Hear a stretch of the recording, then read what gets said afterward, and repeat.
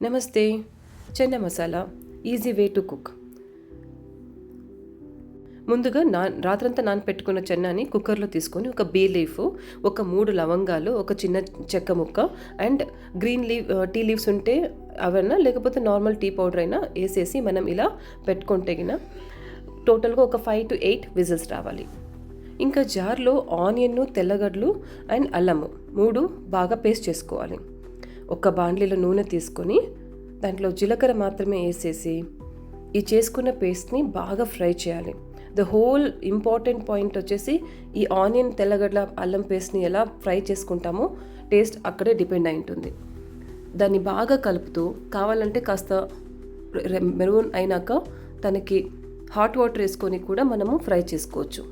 దాని తర్వాత పసుపు, కారం పొడి, ఒక 2 పచ్చిమిరపకాయలు స్ప్లిట్ చేసేసి ధనియా పౌడర్ వేసేసి బాగా కలపాలి.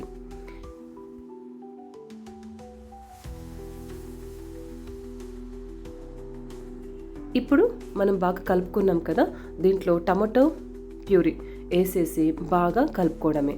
ఇప్పుడు కూడా అంతే, మనము దాన్ని బాగా ఫ్రై చేసే దానికోసం అప్పుడప్పుడు కాస్త హాట్ వాటర్ యూజ్ చేయొచ్చు.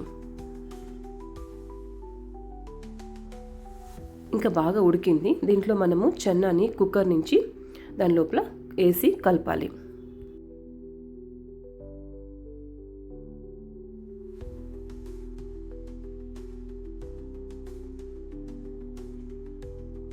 నానపెట్టుకున్న చెన్నా ఉంటే మాత్రం ఇది చేసేదానికి 10 to 15 మినిట్సే పడుతుంది.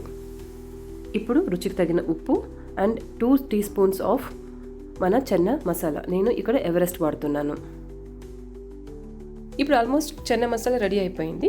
దీనికి మనం 2 టేబుల్ స్పూన్ అంత కసూరి మేతిని యాడ్ చేసి హాట్ వాటర్ని కూడా యాడ్ చేసి బాగా కలిపేస్తే సిమ్లో పెట్టామంటే ఒక 2 నిమిషాలు బాగా దగ్గరికి వచ్చేస్తుంది. దాంతో లాస్ట్లో కొత్తిమీర గార్నిష్ చేసేసి సర్వ్ చేస్తే అయిపోతుంది. బాగుందా?